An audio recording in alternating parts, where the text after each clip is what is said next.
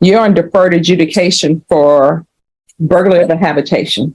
Do you know what the range of punishment of that offense is? I think up to 15 years. No, 20. When people on probation, you should.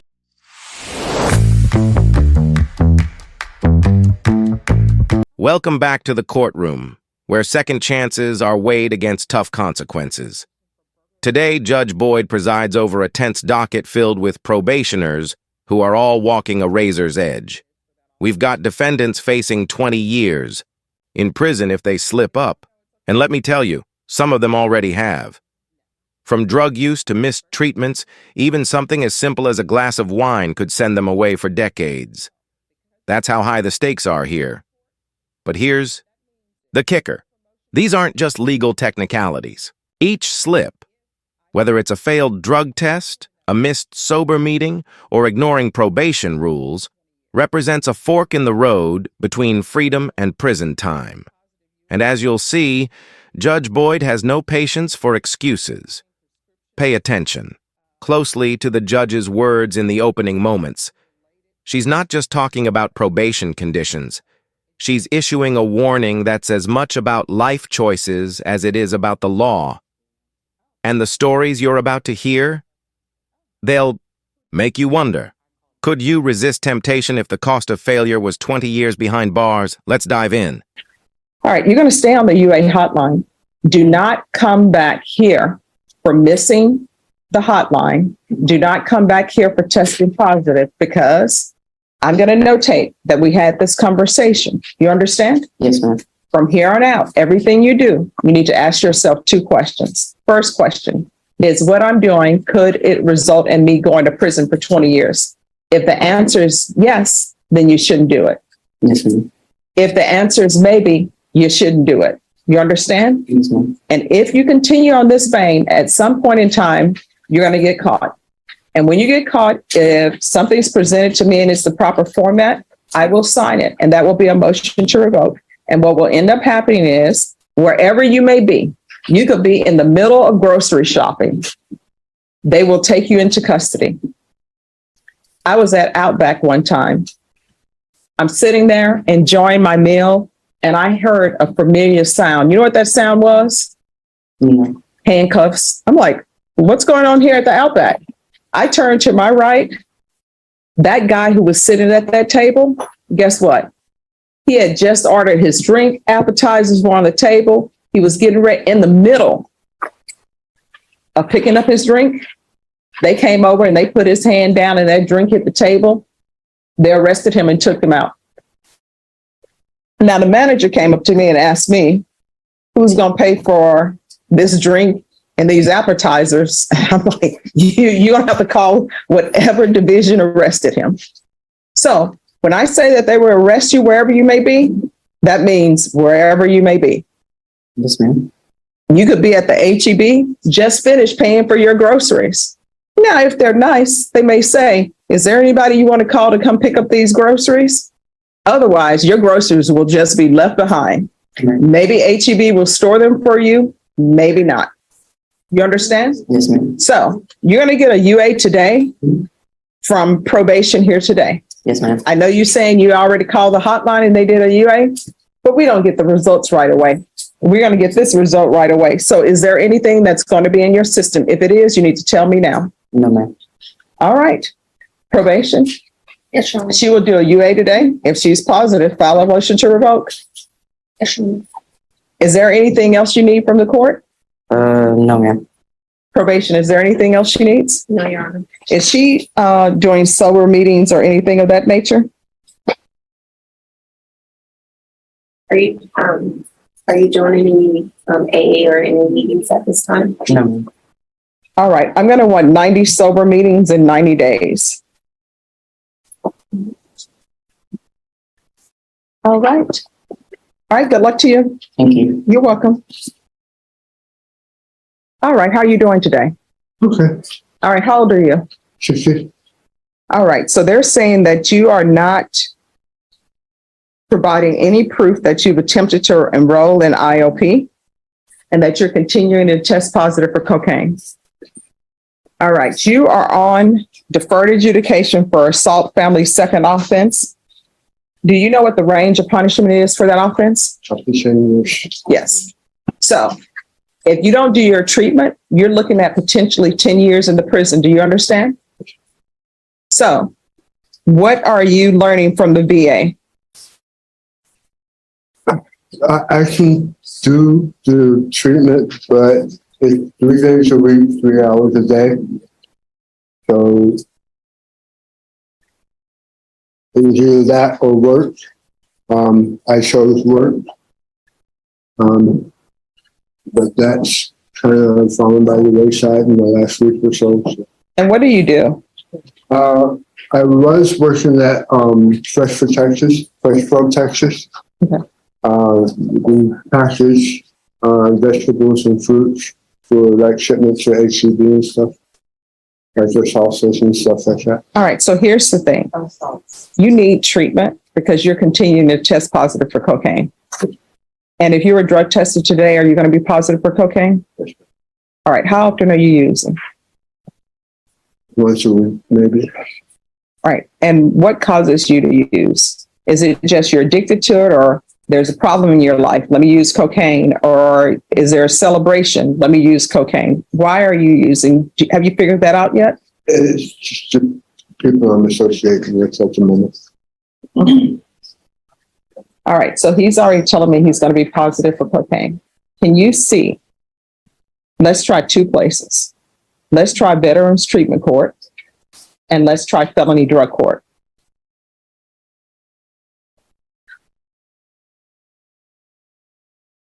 And then while we're waiting for those results, we're going to do the 90 sober meetings for him.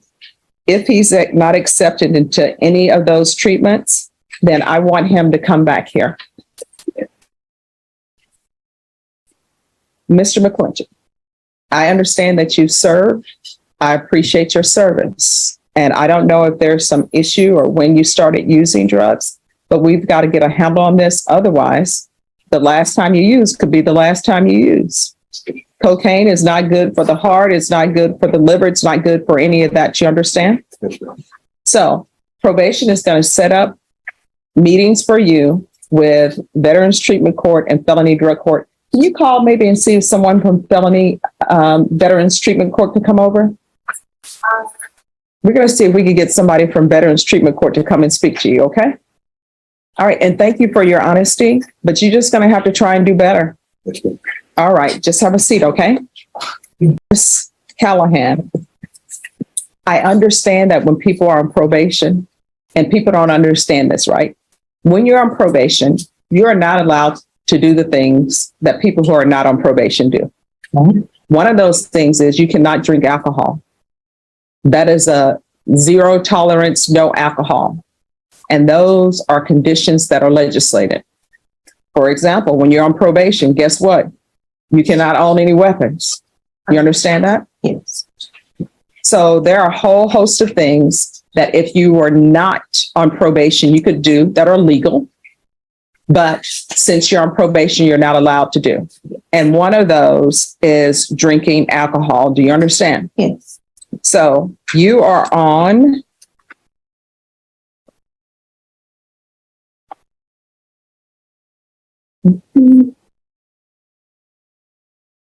deferred adjudication for burglary of a habitation.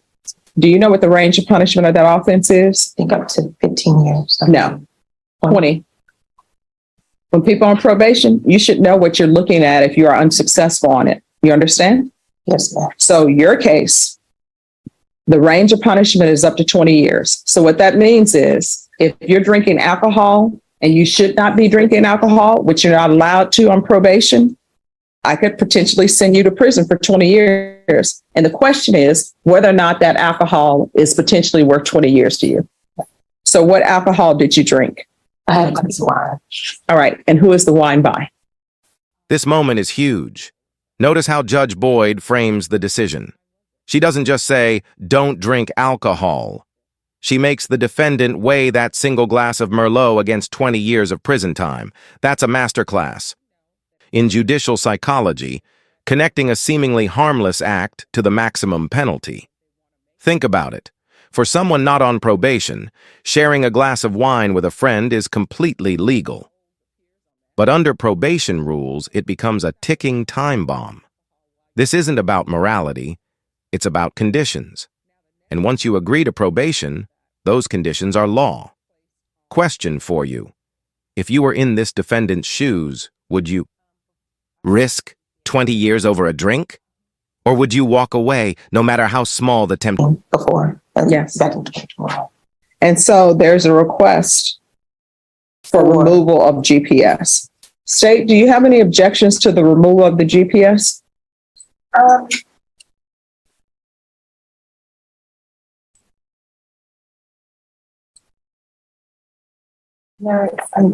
No, Your Honor, it's my understanding the violations were for low battery and Wi-Fi issues. Yeah, not for. Probation, do y'all have any objection It's to? actually buzzing right now, like low battery right now. No, I promise. No, Your Honor, no. Okay, so we'll do the removal of the GPS. And then probation.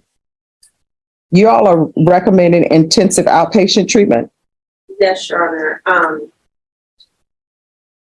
That's what the TAP recommendation was for intensive outpatient treatment. Mhm. From my understanding, Ms. Callahan didn't want to do intensive outpatient treatment, but she didn't have any objection to supportive outpatient treatment. And the officer of record doesn't have any objection for support, starting off with supportive outpatient. All right, so are you all recommending starting with supportive outpatient Yes, Your treatment? Honor. All right, so we'll remove GPS, supportive outpatient treatment. And we're going to do the 90 meetings in 90 days. Probation, is there anything else? Can you explain the 90 meetings in 90 days to me, please? Oh, you have to do a meeting every day for 90 days. With my probation officer No, or with someone else? it's supportive outpatient treatment. It's sober meetings. Instead of them saying NAAA meetings, they call them sober meetings. Okay. So that's what you need to do. Okay. And hopefully it will become a habit and you will just enjoy being around people and talking about issues. So I'd have to present myself every day, or is it Zoom? 9 every day. Got it. And they have sober meetings throughout the city that are free. You can pick whichever one you want to go to. Got it. Okay. They have some that are in the morning, some are in the night, some are midday. They have them throughout the day. Okay. All right. Probation, anything else? No, Your Honor. All right. Is there anything else you need from the court? No, ma'am. All right. So remember what I said. If you're thinking about drinking alcohol, the first thing that should pop into your mind is, do I want to potentially go to prison for 20 years behind alcohol and start making my alcohol at the jail or at the prison with mold? Those are your options. Thank you, ma'am. All right. Just have a seat and probation will go over conditions with you. All right. How long have you been at this Oxford Sober Living? It'll be 11 months and August the 4th. So September the 4th, it will be my year. I've been there 10 months. All right. And when is your mother going to the assisted living? August the 1st. Yes, folks.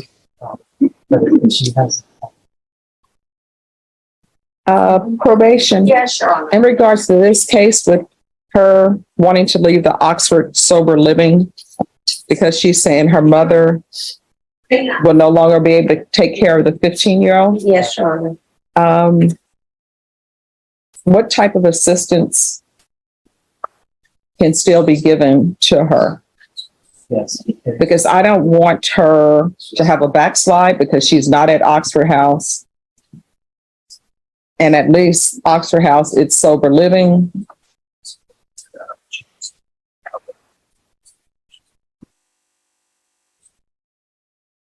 Your Honor, we can amend for IVR hotline and either the supportive outpatient treatment or intensive outpatient treatment. All right. We can start there. So I completed intensive outpatient, December. Okay. Do you have a sponsor? Yes. That's a good thing. I have my sponsor, and then so from work, if I leave work at 6, there are meetings that I can go to off of Blanco that start at 7 throughout the week. I already go to those meetings, so it's easy for me to leave work, go over there, meet my sponsor before a meeting, and go home. All right. And who else would be living in the home with you and the 15-year-old? Just me and my 15-year-old. Okay. All right. So here's the thing. If you backslide, that's going to be a problem. And let me just tell you what all the problems that can happen if you backslide. Number one, maybe you won't be allowed to live with the 15-year-old anymore. You now know your mom can no longer take care of the 15-year-old. Yes. You understand? Yes. And because of this charge, you're looking at potentially 2 years in the state jail facility. I'm sorry, not 2 years. It was enhanced to a 3rd degree. So you're looking at potentially 10 years in the prison. You understand? Yes, ma'am, I do. So it appears to me that you know what you need to do to remain clean and sober. Am I correct? Yes, ma'am. You've got to continue to do that. Yes. So your mom's is moving out on August The first. 1st. Mhm. And are you helping her with her move or? Mhm.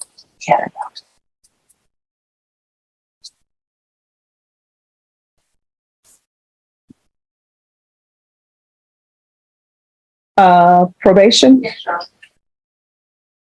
So in this case, is there any way we can get an update from Oxford House? Yes, Shauna. All right, so this is what we're going to do. Are you employed? Yes. All right, what are your work hours? Anywhere from 8 to 6. Is that Monday every day? through Friday, and then Saturdays, if I work on a Saturday, which is not all the time, it's from 9 to 2. All right, so this is what I'm going to do. Do you have a lunch break? Yes. All right, so I'm going to reschedule you for July 24th, but you can appear by Zoom. Are you able to do Zoom? Yes. All right, we'll have you appear by Zoom. That'll give me a chance and probation a chance to check with Oxford House because I don't want to set you up for failure. Mhm. So I'm going to see what we can do. Okay. But I am going to let you move with your 15-year-old. I just want some safeguards in place. So you Okay. don't have to worry that your 15-year-old is not going to have anybody. But I just want to see what safeguards we can put in place. Mhm. So we'll allow you to Zoom in on the 24th. Okay. And then, I mean, I can give you the number to my Oxford. I don't have it on me, but like to the direct house that I'm staying in. Yes. And then there's a number of women, and Mr. Acevedo has emails from where I was sending my UA, submitting my UAs from other members of the house also. So Okay. he has their emails and phone numbers and. All right. If you can make sure probation gets that. And again, don't worry about your 15-year-old not having any place to stay or not having you. I just want to make sure that there are certain safeguards in place for you. I understand. So I'm going to allow that, but we'll have everything set up by the 24th so you'll know what to do. And I'm writing in here that you may appear by Zoom. Okay. Okay? I have another request, Jeremy. Sure. So I have a storage unit up in Everett, Washington. Mhm. And I mean, I don't have the funds right now, but I mean, I've been doing research on finding, moving like nationwide. So if I can get funds, can I get permission to go and pack up my storage unit so it can get transferred down here? All right. So here's the thing. I always tell people we don't cross bridges till they're built. Okay. So once you get that information, then the court will strongly consider it. Okay. Okay. And whether or not I allow you to do that depends on how well you're doing. Okay. Okay. It's just because I don't know. Well, okay, we'll just. Yeah. Just I'll figure just out- do my research. On yes. it. Do your research. Figure out what the plan is. Okay. Don't have them on Storage Wars selling your stuff. No, I know. Have you seen Storage Wars? Yes, ma'am, I have. I don't know why people would put diamonds in a storage unit, but okay. All right, so we'll bring you back on the 24th, but it'll be by Zoom. Okay. And probation will provide you with the Zoom link. Yes, ma'am. All right, thank you. Thank you. What a roller coaster of a docket. In just one session, we saw multiple defendants facing the same reality. Probation is not freedom. It's a contract. Slip up, and that contract shatters, sometimes with consequences measured not in months, but in decades. Judge Boyd's message was crystal clear. Every action, no matter how small, a drink, a missed call, a skipped treatment, can snowball into prison time. And beyond the legal stakes, these cases remind us of the personal ones. Family members depending on them, jobs hanging in the balance, and lives teetering between recovery and relapse. So what do you think? Were Judge Boyd's warnings fair or too harsh? Should a glass of wine or one missed meeting carry that much weight? Let us know below. And if you found this breakdown as eye-opening as we did, make sure to hit that like button, share this video, and subscribe for more jaw-dropping courtroom moments. Until next time, stay sharp, because in Judge Boyd's courtroom, every choice counts.